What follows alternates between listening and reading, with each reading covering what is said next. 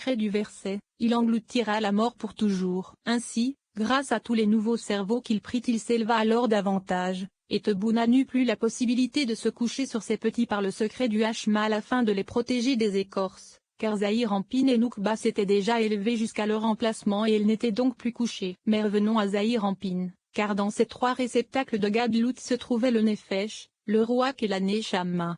Mais lors de la grossesse et de l'allaitement il ne contenait que la respiration des os correspondant à des noms Elohim comme cela a été indiqué, et c'est le Xta de Eyuta. C'est-à-dire que lors de la grossesse ces trois réceptacles étaient encore tout fins et correspondaient uniquement à l'aspect de la peau, et à l'intérieur se trouvait la respiration des os à Elohim. Puis, lors de la naissance le Nefesh de Gadlut commença à pénétrer, c'est-à-dire le Nefesh du Nefesh appelé empreinte du Nefesh de Gadlut.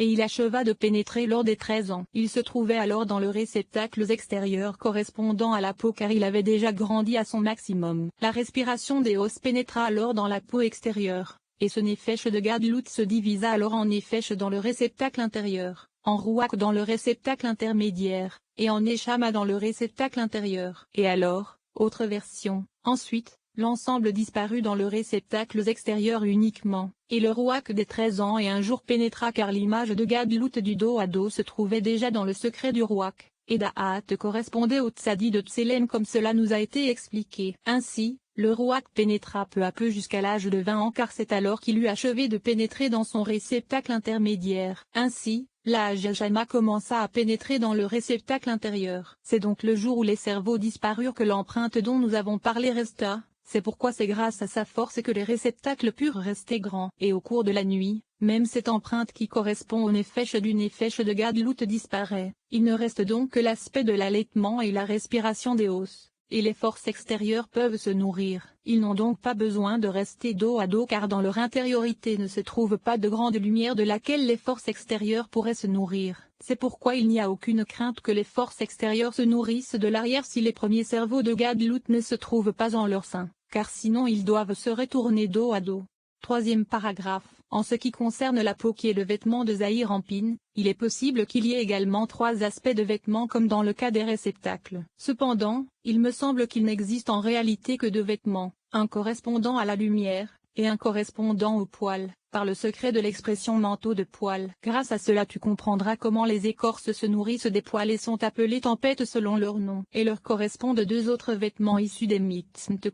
Le premier correspond à Tophiline par le secret de la peau, et le second correspond à Tzitzit par le secret des franges qui ressemblent à des poils. En vérité ce sont les vêtements de l'homme dans le monde à venir, par le secret du verset, car c'est sa couverture, c'est-à-dire les Tzitzit, son vêtement pour sa peau c'est-à-dire pour la partie intérieure de la peau que sont les Tophilines. Le sujet en est que les Tzitzit se réfèrent à Yetzira alors que les Tophilines qui sont plus intérieures se réfèrent à Beria. Il se trouve que la peau de Yetzira est appelée Talit des Tzitzit, alors que la peau de Beria est appelée Tfiline car elle est plus sainte et se réfère uniquement au cerveau. En effet, Beria correspond à l'aspect de la tête alors qu'Yetzira est le secret du corps. C'est pourquoi les Tzitzit entourent tout le corps, la tête aussi, c'est afin d'indiquer qu'Yetzira revêt Beria. Cependant, la peau d'Assia ne possède aucune correspondance parmi les mitzvot car c'est à elle que les forces extérieures sont attachées. Et la peau de l'Atsilut ne possède aucune correspondance à part la peau de l'homme elle-même, comme l'escargot dont le vêtement fait partie de son propre corps et dont il ne se sépare jamais, contrairement à Beria et Yetzira car leur peau est un vêtement qui se sépare par le secret des Tfilim et des Tzitzit.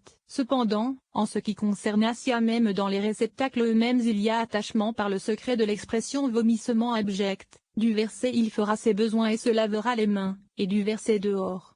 Lui diras-tu. Cependant, au niveau de l'intériorité correspondant au Nefesh, au Rouak et à la Neshama, il n'y a pas d'attachement, à Dieu ne plaise, mais, les forces extérieures, se nourrissent simplement des étincelles qui traversent les réceptacles, alors d'autant plus en ce qui concerne la peau. Et il est possible que le Hashmal de Tebuna qui sépare la peau de l'homme des écorces ne corresponde qu'à une seule peau. Cependant, elle se divise en trois car elle provient de l'arrière des Neza, Od et Yesod de Tebuna, c'est-à-dire de sa peau. Le Hashmal de Neza est appelé ombre, alors que ceux d'Od et Yesod sont appelés ombres comme cela a été indiqué. C'est pourquoi lorsque ces ombres disparaissent, lors de la nuit d'Hoshana Rabbah cela indique que l'intériorité du Nefesh, du Ruach et de la Neshama disparaissent également, et les écorces gouvernent alors sur l'homme car le Hashmal l'entourant disparaît et les livré entre leurs mains. Il est possible de dire que les trois réceptacles de Zahir Ampine furent achevés lorsque la seconde Tebouna prit l'ensemble des trois aspects, car la grossesse, Katnout et Gadlout du premier réceptacle furent alors achevés. Et lorsque la première Tebouna prit les trois aspects,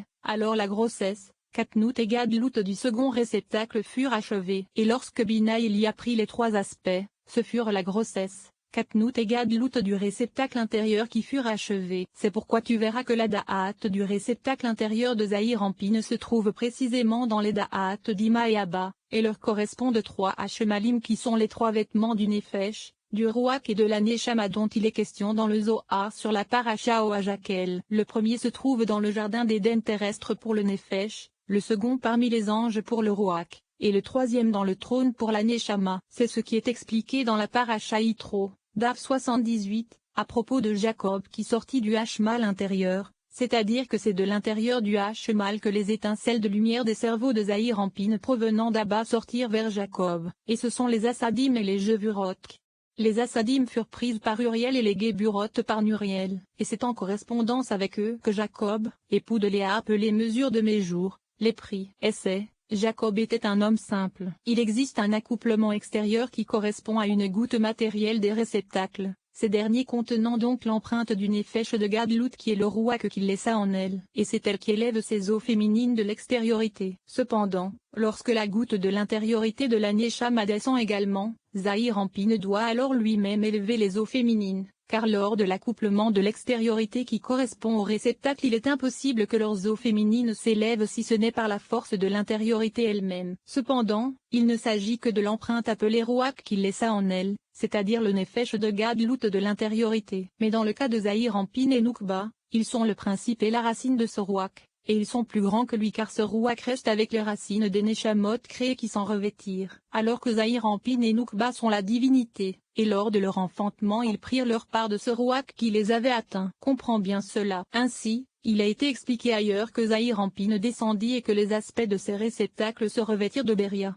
Yatsira et Assia afin de sélectionner les parties pures. Ainsi, ces parties purifiées sont semblables à un ange car elles sont le secret des bêtes sur 1000 montagnes qui accomplissent une purification en s'alimentant dans le monde Assia. Et dans Assia nous avons un aspect d'étincelle digne de l'Atsilut également par l'aspect des réceptacles extérieurs, et la Noukba des Assia les mange. À partir de là, elles sont données par le secret des eaux féminines à Ima d'Assia. Ainsi, à partir de là elles sont davantage purifiées, à tel point qu'elles s'élèvent vers la Malkout de Yetzira. Et là, la Malkout de Yetzira recommence à purifier ce qui provient des rois de Yetzira, et elle élève la partie de l'Atsilut du réceptacle intermédiaire vers Ima de Yetzira. Et elle s'élève également jusqu'à la Malkout de Beria où la partie de l'Atsilut des rois de Beria qui avait atteint le réceptacle intérieur est également purifiée, comme cela a été indiqué ailleurs, car la partie de l'Atsilut se propagea dans la totalité de Beria, Yetzira et Assia. Cependant, les trois parties concernant les trois réceptacles de l'Atsilut furent pris par la Noukba de l'Atsilut, par le secret des eaux féminines. En vérité, les parties de Beria, Yetzira et Assia restèrent à leur emplacement car elles avaient déjà été achevées, alors que les parties de l'Atsilut s'élevèrent jusqu'à la Noukba de l'Atsilut, et ce qui provenait des rois de l'Atsilut et qui correspondait à l'arrière d'Abba et Ima recommença à se purifier, et,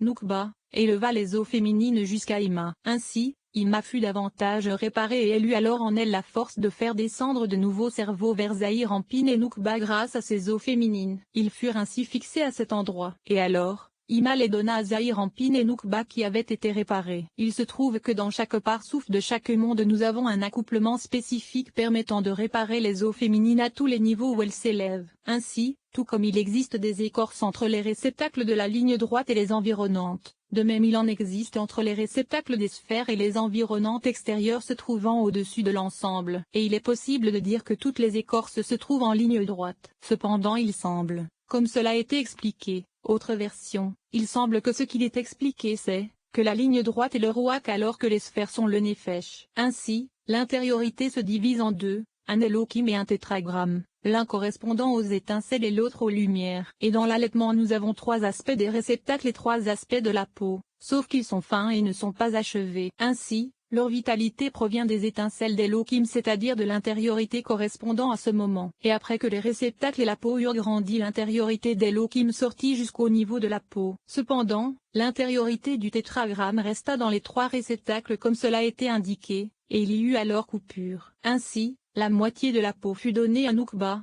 c'est-à-dire la moitié, autre version, l'extérieur, d'Elohim, alors que l'autre moitié de la peau resta pour Zahir Ampin. Et il est possible qu'au niveau de la peau des cerveaux il n'y ait même pas d'aspect d'Elohim, alors qu'au niveau de la peau des 6 extrémités se trouve l'aspect des 6 extrémités d'Elohim comme cela est indiqué ailleurs, car seuls les cerveaux d'Elohim descendirent alors que les 6 extrémités restèrent. Le sens en est que même la peau des cerveaux doit contenir des tétragrammes et non des Elohim, ce qui n'est pas le cas des 6 extrémités. L'homme supérieur possède une intériorité et une extériorité, et les cerveaux sont cette intériorité alors que l'extériorité correspond à l'image d'Elohim. Ainsi, les cerveaux se propagèrent dans tout le corps par l'aspect du tétragramme de la façon suivante. Yod et sont les cerveaux se trouvant dans la tête, c'est-à-dire Okma et Bina. Vos c'est le torse de l'homme correspondant à la propagation des cerveaux en son sein, et le dernier c'est la couronne qui est la compagne de l'homme. Et l'extériorité correspond à Elohim de la façon suivante. Al-F c'est Keter et c'est le crâne de l'homme, et la Médée ce sont les 2 réceptacles des cerveaux. Mais il me semble avoir entendu une autre version plus exacte de cela. C'est-à-dire qu'Aleph c'est Keter,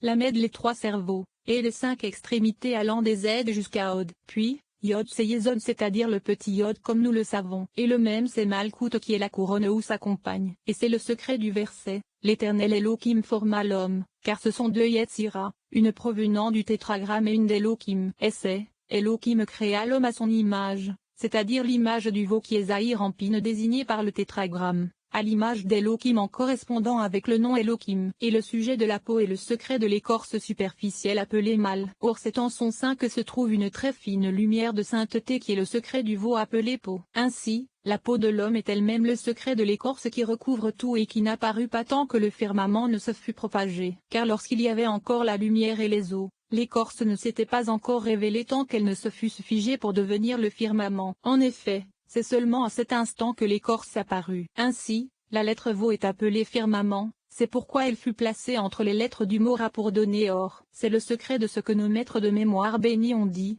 durant les 3 premiers mois de la grossesse, les relations sexuelles sont préjudiciables à la femme et au fœtus. Le sujet en est que les 3 premiers mois sont tout mauvais par le secret des 3 années de l'excroissance. Et ensuite, la lettre Vau pénétra à cet endroit et devint la peau. C'est alors que le fœtus commença à se figer et la réalité de la peau se propagea car il était encore uniquement lumière et eau au cours des 3 premiers mois.